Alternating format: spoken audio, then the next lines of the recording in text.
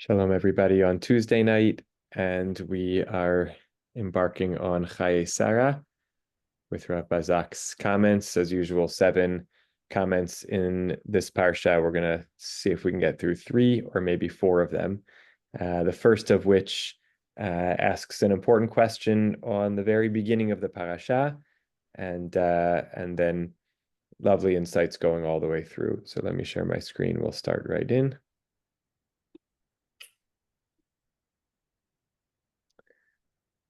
The title of the first comment is, how could Sarah be in Hebron? Here's what Rav Bazak says. When Sarah died in Hebron, Avraham was elsewhere. As the Pasuk says, Sarah died in Kiryat Arba, now Hebron, in the land of Canaan. And Avraham proceeded to mourn for Sarah and to bewail her. Now, proceeded in Hebrew is a little bit more specific. The Pasuk says, Vatamot Sarah bekiryat arba hi Hebron be'eretz Canaan, vayavo Avraham lispod l'Sara v'livkota. The translation follows the notion that when you say to come to do something, could mean just an emotional or psychological. Literally, we say to bring yourself to do something. To arrive at a place doesn't have to be geographic. It can be psychological or procedural or process oriented. So it might simply mean Abraham brought himself to or proceeded to eulogize and mourn Sarah. That's the JPS translation here.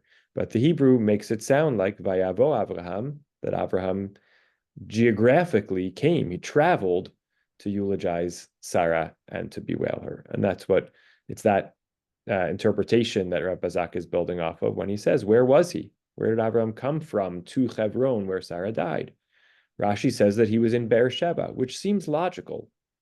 Immediately after the Akedah, which remember, we always remind ourselves that when we start a new Parsha, it's been a week since we read the last one, but it's only been a pasuk since the end of the last one. So last week's Parashah, towards the very end, had the story of the Akedah, and will, as he goes on to say, immediately after the Akedah, it says, the end of chapter 22, not the very end, but close to the end, Abraham then returns to his servants, and they departed together for Beersheba, and Abraham stayed in Beersheba. The text says, at the end of last week's Parsha, Vayeshev Abraham Beersheba. Abraham stayed, lived, dwelled in Beersheba. But if Abraham was in Beersheba, asks Rav Bazak, why was Sarah in Hebron? Or if Sarah was in Hebron, why was Abraham in Beersheba?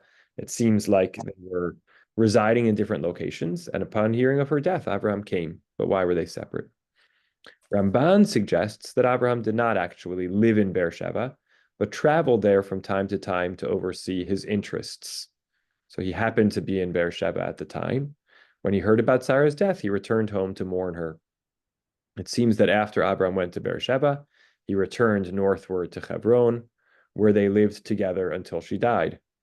It just so happened that he was in Beersheba on the day of her death. In other words, interpreting, I can just get back to the Sukkim.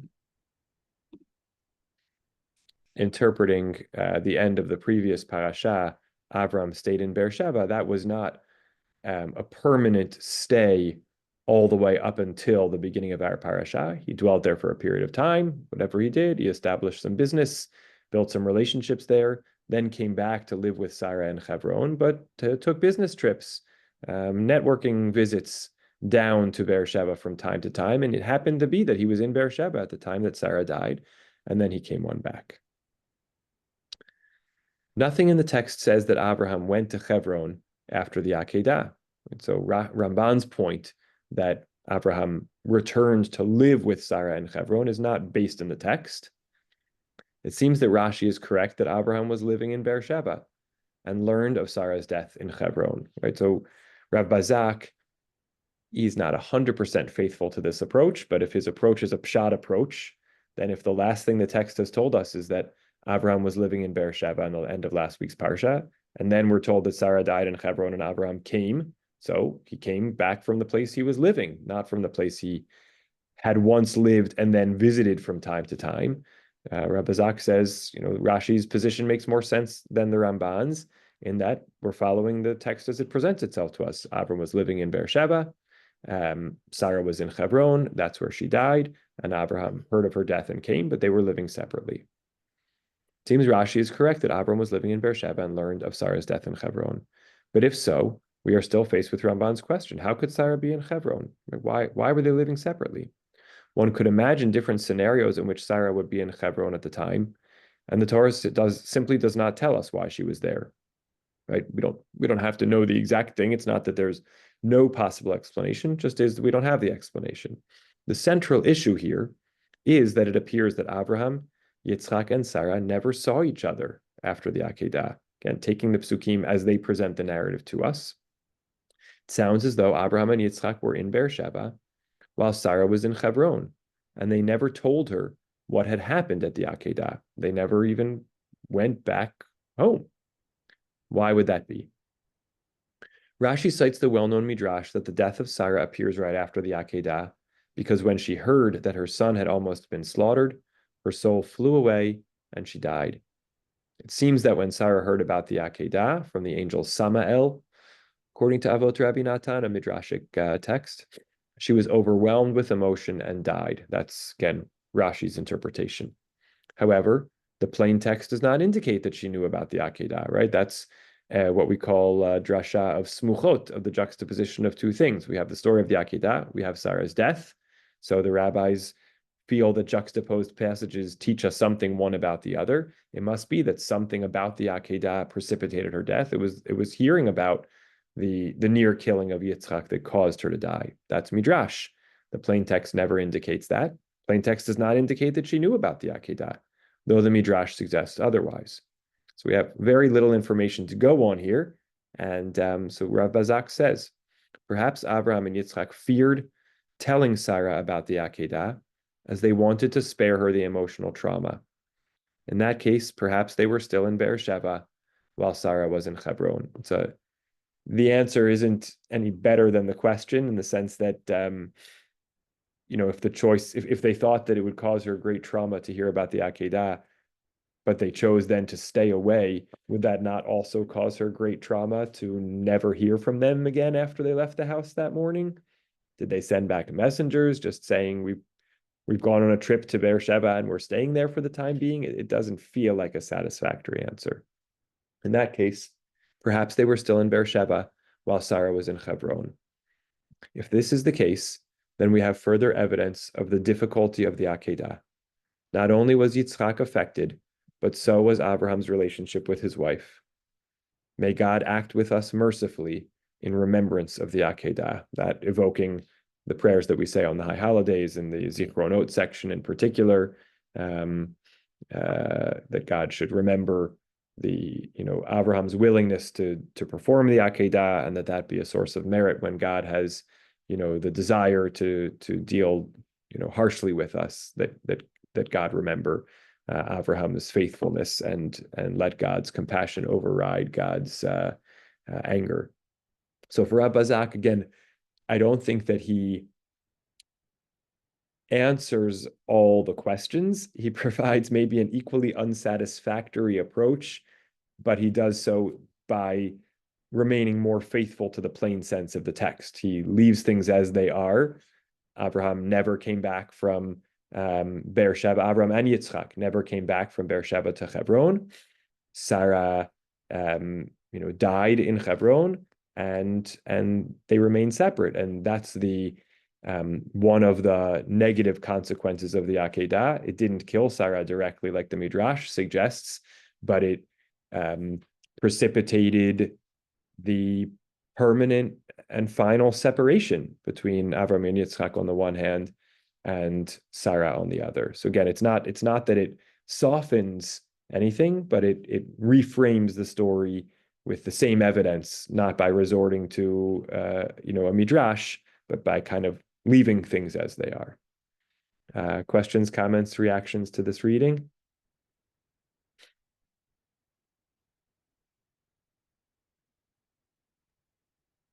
One of the things that comes to mind in the question, where was he? And there's Eric Auerbach in Mimesis points out the difference between Genesis and the Greek Homeric epics is that Genesis is filled with lacunae, gaps, Mm-hmm. and whereas the Greeks are detailed and everything is filled in. Mm-hmm. And there's a certain sense, there's a sense here, I think, in which we're getting a lot of narrative, but the question is, does it all fit together? Do we see it all? And I think the answer is no. Another point I like to make is that if you look at the Haftorah for the Vayera, it's about the Shunammite woman. And the Shunammite woman is someone who was very welcoming. And one of the things that fascinates me is people talk about Abraham welcoming the strangers, and they almost never talk about Sarah's role in that. Mm-hmm. Mm-hmm. And the Shunammite woman is someone who welcomes, as I'm sure you remember, a Shunammite woman welcomes Elisha and gives him a little bed and breakfast on top of her garage kind of Yes. thing. Yes. And Elisha is thrilled and he wants to do something for the Shunammite woman. Shunammite woman says, I don't need anything. You don't have to do anything for me. Meanwhile, he gives her a son, Yes. right? Which she didn't have. And about, I think in two verses or something like that, the son grows up 10 years and dies. Yeah. And then there's a whole thing in which Elisha comes and regenerate. I don't like to say resurrects, regenerates the son using prayers and using his body, doing things that Jesus, for example, would has nothing to do with. I mean, Jesus is a miracle, boom, like that. But with Elisha, it's a very complex procedure, which fascinates me.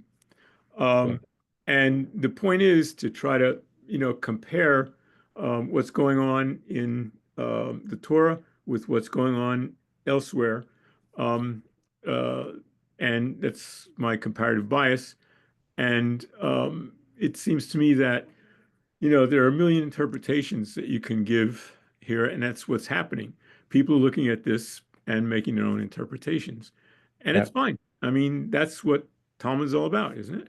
Yes. Yes. Yes. I think that's great. I think what you're highlighting, and I want to take a moment to draw it out, is exactly this point. There are, as you said, the Genesis, and it's different than other kinds of texts, has many, many gaps. The rabbinic approach, the midrashic approach, is to fill them in with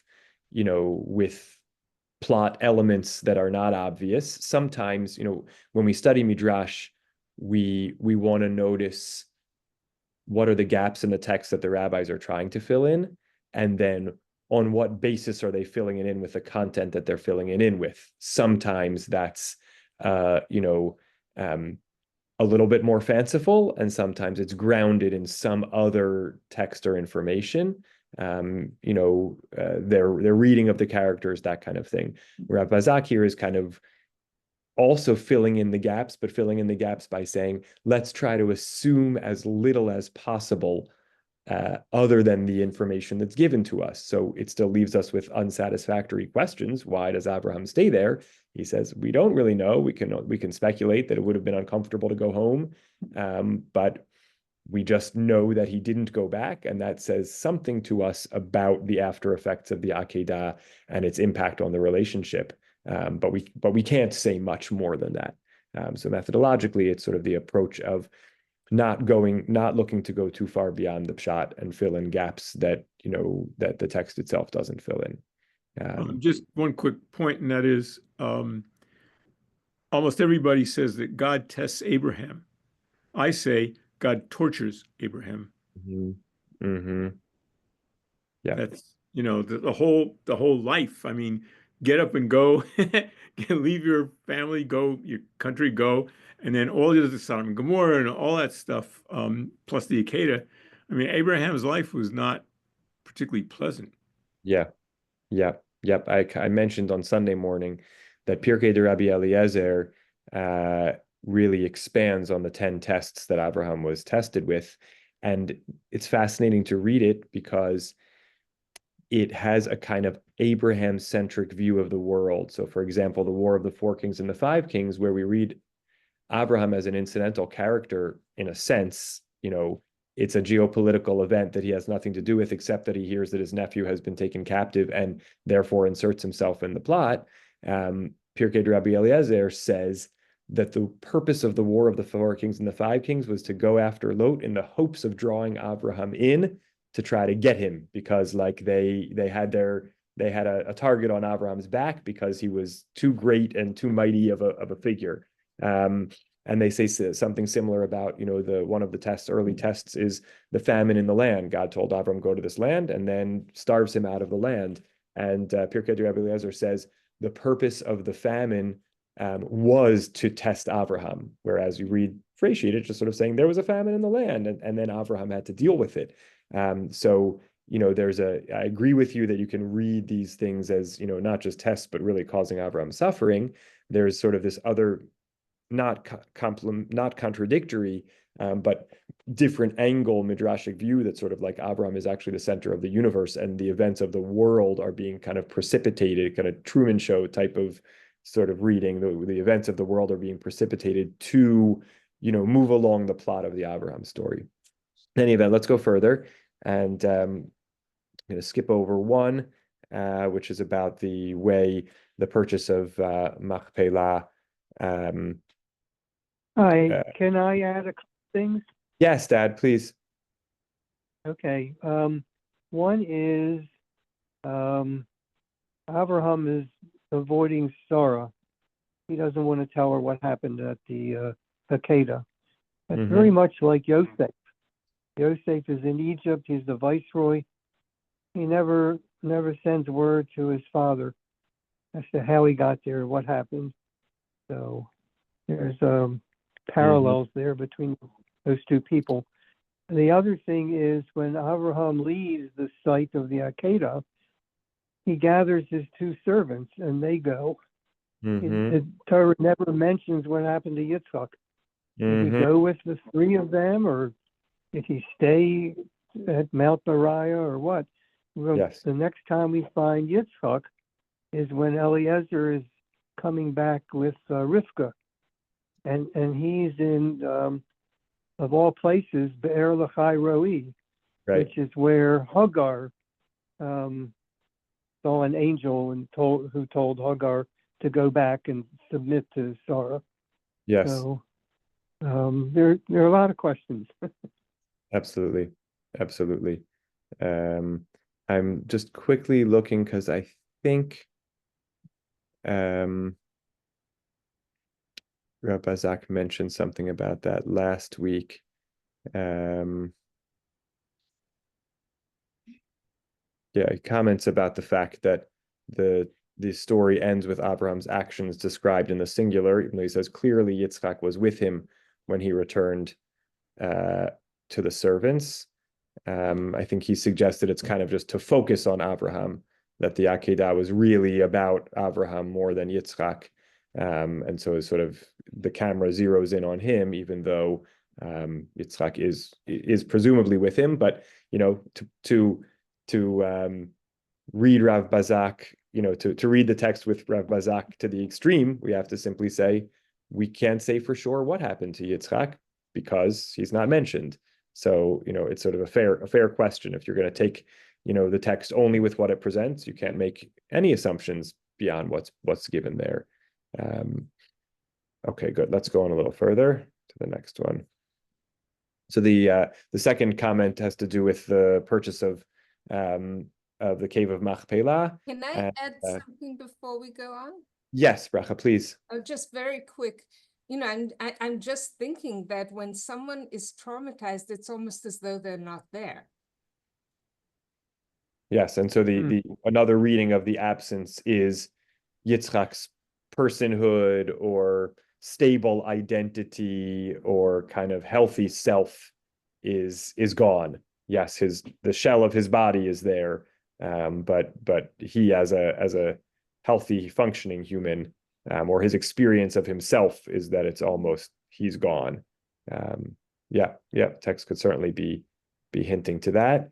If it is the case, it's interesting that it really does point to the different experiences that Abraham and Yitzchak had. it sounds like Abraham was not traumatized. What does that say? I'm not sure, but it's interesting to reflect on. Yeah, good. So the comment we're jumping over is one about the sale of Machpelah, in which Rav Bazak reads some of the superfluous sections that are overly detail oriented about the sale, and sort of understands them to be functioning like a deed of sale. That actually kind of the property rights were important to the Torah, and it incorporates almost the text of the deed into the story itself. Just an interesting take. Okay, we're going to go on to Abraham and Rivka. And now we're Parashah, and now we're fast forwarding towards the end of the Parashah. Rivka is brought to the house of Yitzchak. Abraham does not specify which characteristics he hopes to find in his daughter-in-law. However, his request that you will not take a wife for my son from the daughters of the Canaanites stresses what a clever servant already knows, that the future wife must be a woman of high moral caliber, like Abraham. The Parashah stresses the commonalities between Abraham and Rivka to indicate that these shared qualities are not coincidental. At the beginning of the Parashah, Abraham tells his servant to go to the land of my birth. The servant later tells his hosts, now my master made me swear, saying, you shall not get a wife for my son from the daughters of the Canaanites in whose land I dwell, but you shall go to my father's house, to my kindred, and get a wife for my son. Let's just see the text there in the original.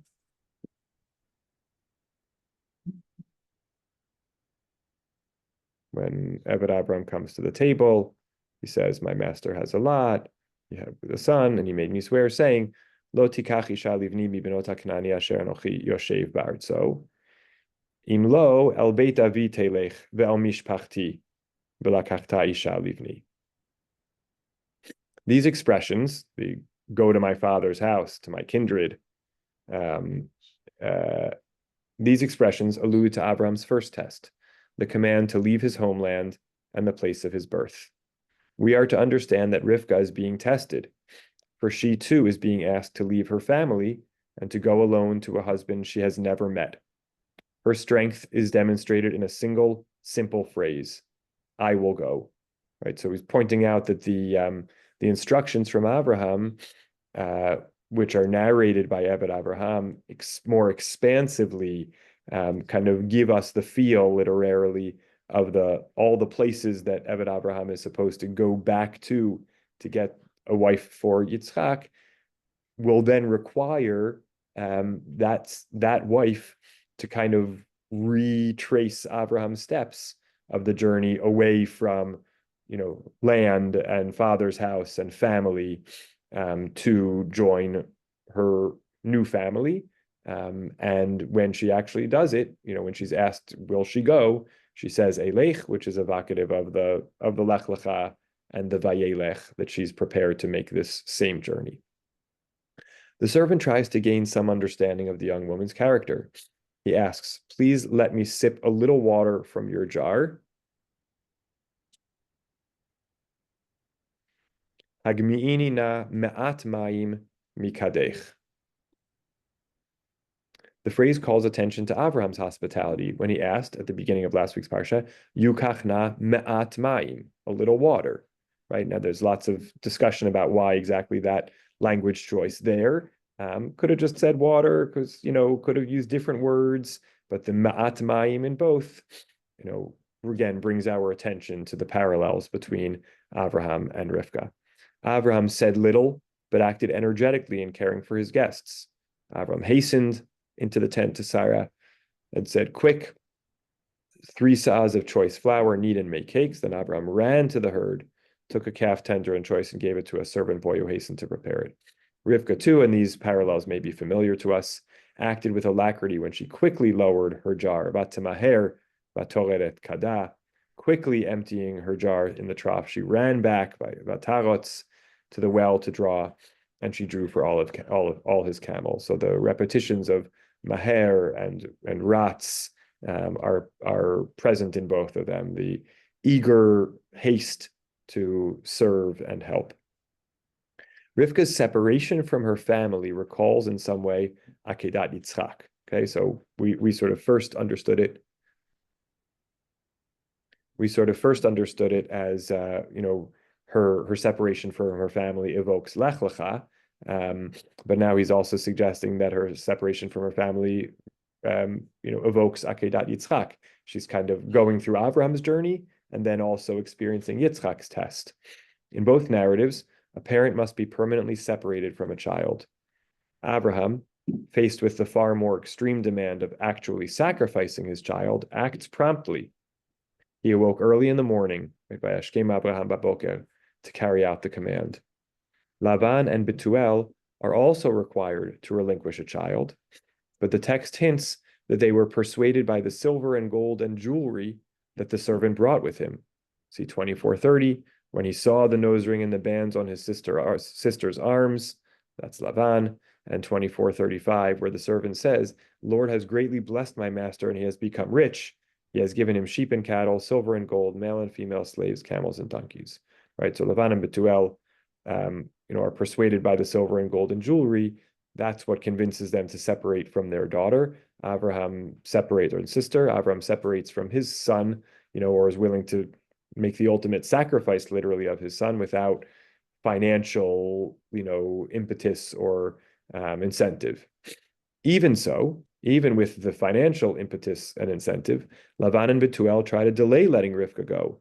When they arose next morning, right? So as opposed to Avram rising up early in the morning to do it, when they arose next morning, the servant said, give me leave to go to my master. But her brother and her mother said, let the maiden remain with us some 10 days.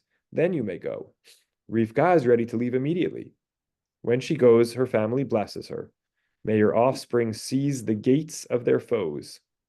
Similar to the blessing that Abraham received after the Akedah, that your descendants shall seize the gates of their foes. So again, we have a classic Rav Bazak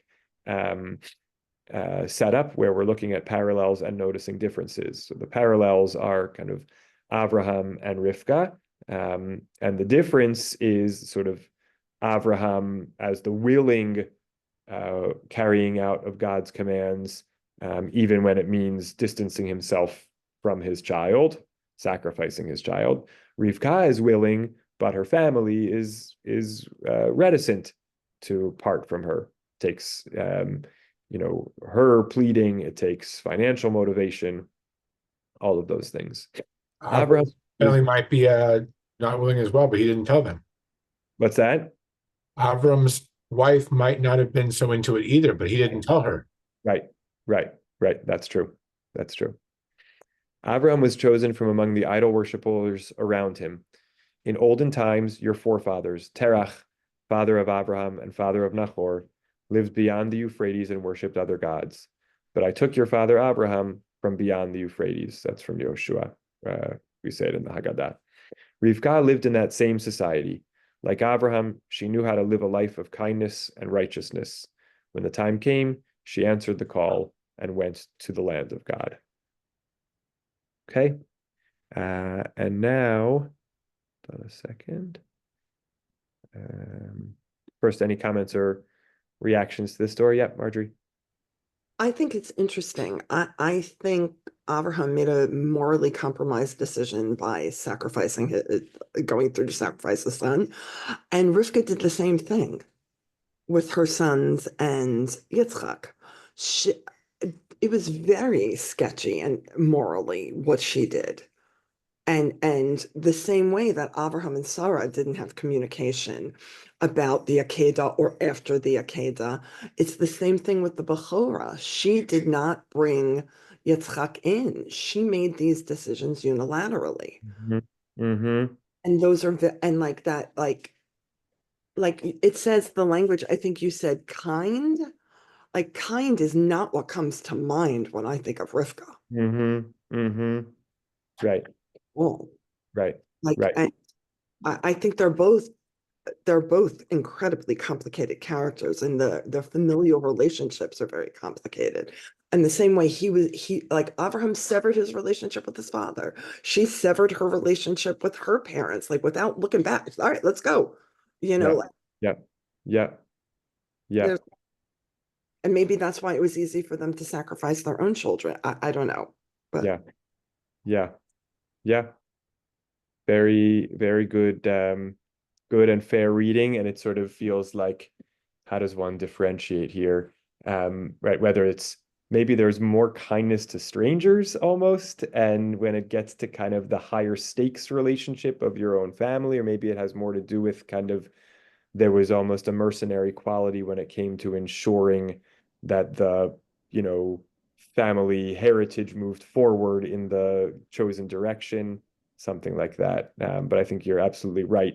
This kind of simple, naive chesed, is not the sole quality of Rivka, and it gets much more complicated as the story unfolds. Yeah, thank you. Can I say something? I think the separation is also between the spouses because Abraham, goes off and does the Akedah, and that seems to be the end of his relationship with Sarah. And Rivka, just has her she's just totally direct towards Yaakov, and it doesn't seem very involved with Yitzchak. Mm-hmm. Mm-hmm. Yeah.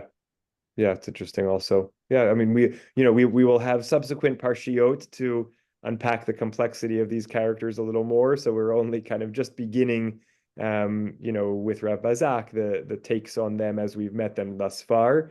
But I think, are the seeds of these qualities already visible? I think is an interesting question, right? Where are the primary relationships directed, and who's sort of being compromised in certain ways? I think it's a great things that we're noticing. We obviously have the whole story in front of us in our minds, but as we proceed, for Bazak again, it's not that he doesn't incorporate these considerations when he looks at the figures. I think it's more that he's offering more sort of hyper-local comments. So he's looking at the story just in its own immediate context, unless he sees a parallel to something somewhere else. But they're more often kind of backwards looking parallels than forwards, if that makes sense. And so the kinds of comments that you're making that reflect an understanding of the broader character development, obviously he could incorporate them, but I think the style and method he's presenting to us is much more kind of locally based interpretation.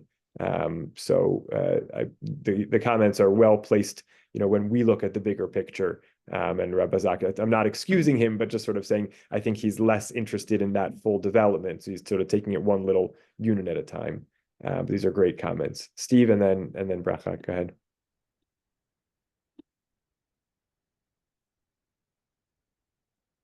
Is it appropriate to say that today Israel is fulfilling God's command in Gaza to seize the gates of its foes?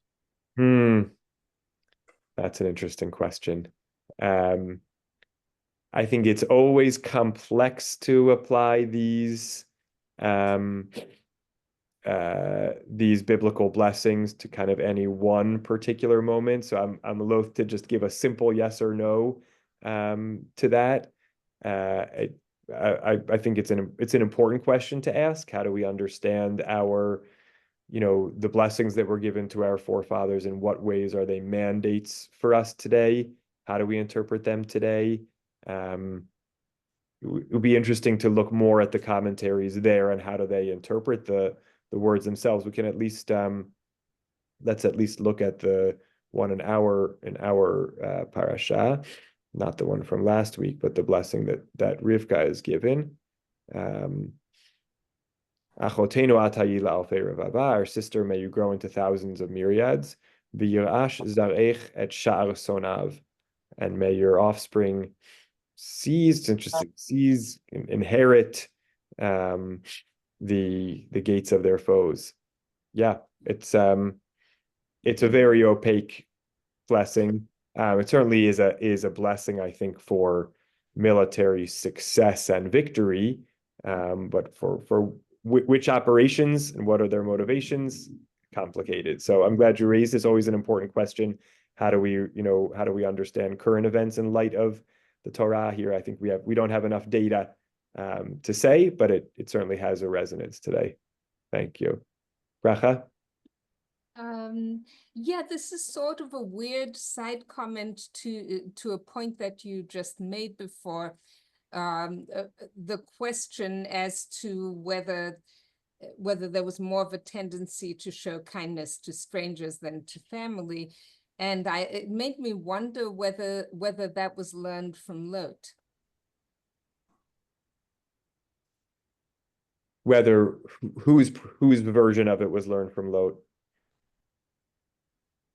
Anyone's version of it, because he was the classic in terms of showing kindness to strangers over family. And he was a part of that family. So even the person that you don't think you're influenced by and you've separated from can still influence. Yes.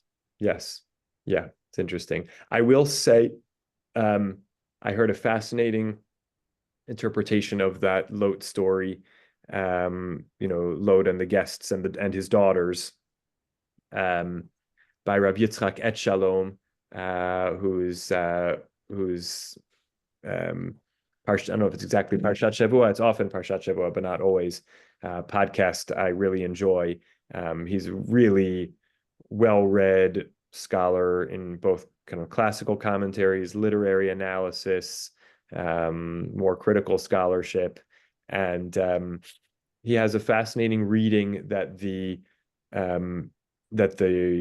demand of Lot, take the men out that we may know them, was not sexual, not gang rape at all, but was actually that the people of Sodom were deeply suspicious of strangers, and they were saying, you whisked these guys into your house, we never met them, we just need to know, they need some security clearance, like we just need to know if these people are legitimate, and whether they can, whether we want to allow them to dwell in our city. And Lot says, again, this isn't like fantastic, but this is less damning than the way we often read the story. Lot says, look, I'm going to protect these guys. You don't need to worry about them. And Rav Shalom says, in a similar way to the way in which Ruvain says to Yaakov many, many years later, if I don't bring Binyamin back, you can kill my two sons. What Lot is saying is, here are my two daughters as collateral, not collateral in the sense that you could that anyone had any suspicion that there would be sexual impropriety with them. When he says do with them as you see fit, he doesn't mean that. He just means like, I'm going to put my daughters in your safekeeping for this short period of time so that you know that I'm serious about vouching for these guests, and you don't need to you don't need to trouble me about them. Again, it's a fascinating read. It's based on the idea that biblically lada'at doesn't always mean sexual, and certainly not outside of marriage, and certainly not between two men in the way it's usually used biblically. So it's just as an aside about, kindness to strangers over family. There is a reading out there that softens the kind of degree of that reprioritization in that story. So it's worth a listen. Marjorie, yeah. Go ahead. So I just came in from work, but I was listening to that last comment, and actually it's really, really interesting because when they come to the city, where's Lot sitting? At the gate here. So I think maybe part of the reason that this is just to support this other shot, to say that why were they so suspicious of strangers? That part of the reason is because they don't get this Lot guy. Lot actually learned more from Abraham than we realize. He's sitting b'shahar ear looking for people to take care of. So I think it's an interesting parallel to the beginning of Parshas Vayera. There's this interesting parallel behavior that Avram is waiting, the angels come, Lot's waiting, bringing in people. And so that just reinforces this idea that they're wondering, who the heck is this guy? Yeah. He's not operating the way we operate. So that already puts them on guard. Yes. And so maybe that's an interesting parallel between yes. figures. Yes, nice. And Rav Shalom goes on further to say that part of Lot's purpose at the gate was to keep an eye out for visitors, because he knew that they would not be well treated by anyone other than him. And that's why he goes on and says, unlike Abraham, come right into my house. I'm going to give you something to eat, sleep over, and why don't you leave early tomorrow morning? Which doesn't sound very hospitable unless you understand that he's saying, because you're just not going to be secure here. So if you need to spend the night somewhere in Sodom, it should only be at my house, and then you should leave before anyone gets wind that you were here. So there's a whole fascinating reading there. I think I saw something pop into the chat. Let's see if I can get there.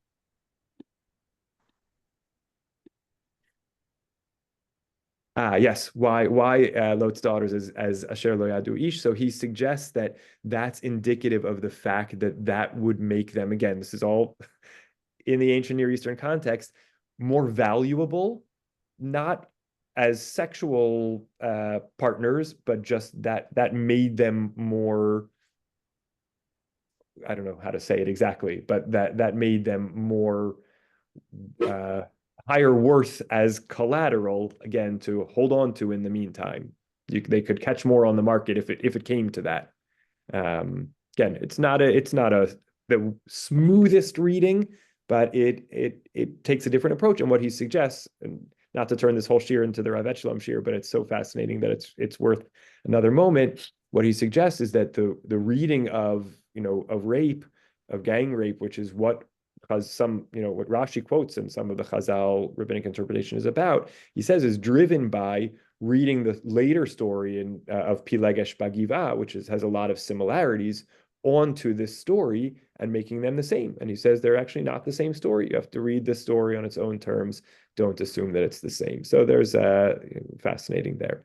Okay, let's do one more before we wrap up tonight. I just had a quick question. In the past, when he's compared two stories, he's pointed out something we can learn one from the other.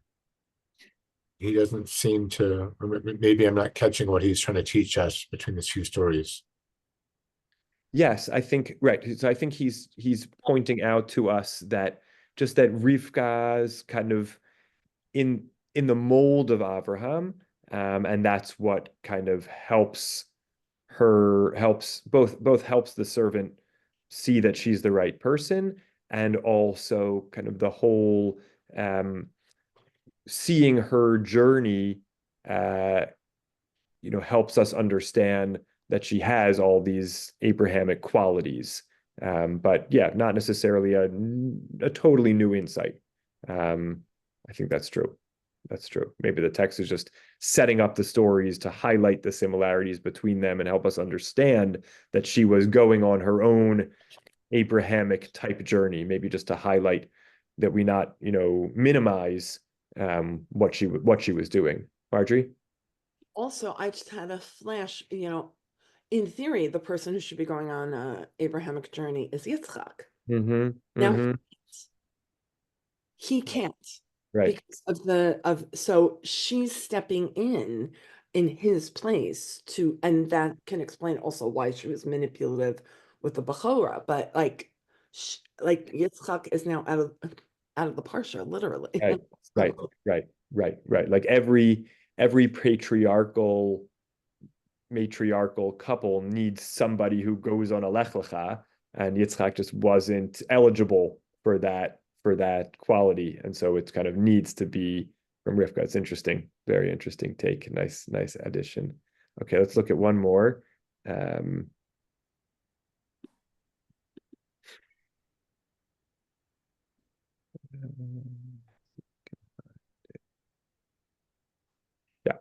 great. An emissary's devotion. I thought this was an interesting one. The Torah devotes a long description to the journey of Abraham's servant in search of a wife for his master's son Yitzchak. Oddly, the Torah does not reveal the name of the faithful servant. Right? This is one of these classic things where kids always come home from school and they say, and they tell the story of Parshat Chayei Sara, and they say, and Eliezer went, and but it never really says Eliezer. It just says Eved Avraham. Right, dozens of marginal figures. So what's that all about is what Rabbi Zak wants to wonder. Dozens of marginal figures are mentioned by name in Breshit. How is it that such a central figure goes unnamed? Further, Chazal identified the servant as Eliezer. Chazal often try to identify unnamed characters. For example, the fugitive of Genesis 14:13, who tells Abraham that Lot's been taken captive, is identified as Og, king of Bashan, and the man who meets Yosef as he searches for his brothers in 37:15 is identified as Gabriel. I would say, just to drop further, it's not just that Chazal often try to identify unnamed characters. Maybe this is the same thing, but they also try. This is what my high school Tanakh teacher, Rabbi Jeffrey Cooperman, called the law of conservation of biblical personages. They also try to identify unnamed characters as named characters that appear elsewhere. It may be the same thing, to identify in a sense, to actually put a concrete identity, previously known identity on them.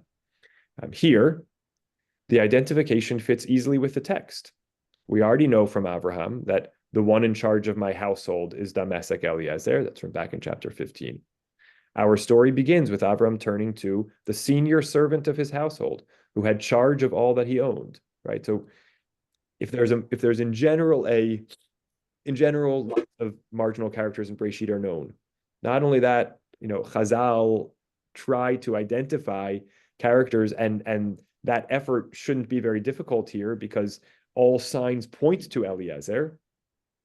Why did the Torah go out of its way to conceal Eliezer's name? Right? It's not. We can pretty much say that's who it is, and then it strengthens the question: why doesn't the Torah just say Eliezer? It has all chapter long. We have many instances in the course of a chapter where the Torah will use a whole host of different identifiers: Yitro, Chotein Moshe, Kohen Midyan, and then it'll say, just one or two of them in the course of a narrative, and different, depending on the situation or the relationship, emphasize one or different aspect of a character, their description, their name. Why do we go through this whole long chapter without ever mentioning Eliezer's name, assuming it is Eliezer? The reader of this story cannot fail to be moved by the servant's loyalty. We know that Eliezer was the head of the household, and for many years was Abraham's presumptive heir. Yitzchak's birth changed his status, and it would have been natural for Eliezer to feel some resentment toward Yitzchak. However, we see no such personal consideration at play. Eliezer is determined to carry out his orders to the best of his abilities. Having come to appreciate the values he saw in Abraham's house, he suggested of his own initiative a test to determine who would make a worthy wife for Yitzchak. We share his excitement when he discovers that the young woman is Nahor's granddaughter, and spontaneously praises God for showing kindness to Abraham. When the servant arrives to find food laid out, he declares, although he is tired and hungry, that I will not eat until I have told my tale. He starts by saying, I am Abraham's servant. When they return to Israel, and Rivka asks, who is the man in the field coming out to greet them, Eliezer identifies Yitzchak as my master, despite the fact that throughout the narrative, he has referred to Yitzchak as my master's son. Eliezer is ready to serve the next generation as well. And this is, by the way, a little vort tucked into the comment here. This is in and of itself is a fascinating little nugget that, Eved Abraham starts in the end of the story to refer directly to Yitzchak as his master, as I think Reb Bazak, reads it well. He's ready to serve the next generation as well. The Torah emphasizes this exemplary devotion by obscuring Eliezer's name. The anonymity shows how Eliezer carried out his duties without any ego whatsoever. From this story, all those who serve the community on behalf of God and on behalf of God's people can learn the meaning of true devotion. Right. So I think he's suggesting that we understand that it's Eliezer. That's the Torah has given us enough hints to make that obvious, but the glaring continual omission of his name and emphasis on his role is actually a way of emphasizing to us that he downplayed his own identity in order to focus on his role, in a way that was not easy or without, or we must imagine was not without challenge, but he was kind of consistently committed to it, not to not get out of character, but to stay in character and stay in role, and not kind of shift to ego. It's interesting, by the way, that Chazal do add in a little bit of the hesitation I think there's a spot where they read the word ulai as Eli, that he's sort of, wondering maybe she will actually fall in love with me instead of Yitzchak. And I believe, I think, I'm sorry, I didn't check it in advance, but I think that there is a shalshelet in here somewhere. I have to look and see. Hold on. Maybe I'm misremembering. I thought that there might have been a Yes, shal. yes. And I think, When he first starts at the well, speaking to God. yeah, hold on. What pasuk? Oh, that's a good question. Yeah, pasuk Yud Bet. When he says, here, I'll just share my screen for a moment. This is really a vort, but when he comes to the well and says, God grant me good fortune and deal graciously with my master Abraham, and send this woman for Yitzchak, is kind of where he's really embarking on asking God to get involved to provide the wife for Yitzchak, which is in a sense his kind of final commitment and going all the way to pushing for his replacement or ouster of the last shred of possibility of being Abraham's successor. So I've never seen this by classical commentaries, but I've definitely seen some suggest that the shalshelet, which is often indicative of hesitation, was just the subtlest sense that he was internally vacillating as he was getting ready to, lean into dismissing himself from that possible role. So there are, again, non-shot hints to the possibility that there was some struggle internally. But I think Rav Bazak's reading is a beautiful one, that the glaring omission of his name and insistence in the text and referring to him over and over with his role, and even that last generational shift from his role as Eved Abraham to referring to Yitzchak as Adoni, is a beautiful way of highlighting alongside the narrative details themselves his prioritization of role over self. Yeah, Bracha? So there was something very interesting that I learned from Menachem Creditor at Limud on Sunday about the role of Eliezer and the whole thing about how he's mostly not named, and he's very loyal to Abraham, and all that with the question of whether it should have been his daughter and things like that. He's still very loyal to Abraham in fulfilling this mission, but there's something beyond that he was indicating, which is that that he does something radical. He sets the terms of how he will know that this is the person. He doesn't ask God, give me a sign. Yes. Yes.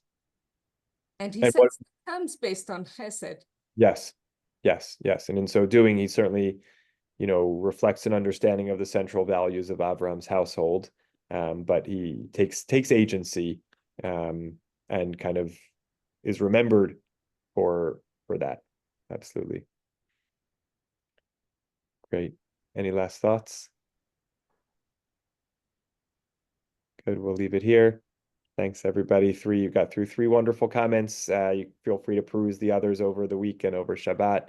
Again, next week will be on Tuesday night again, as opposed to Monday night, and then we should snap back to our regular Monday night schedule. So glad my parents could listen in. Love to Mom and Dad. See you tomorrow, and good night to all. Thank you, Rabbi. Thanks for joining and participating.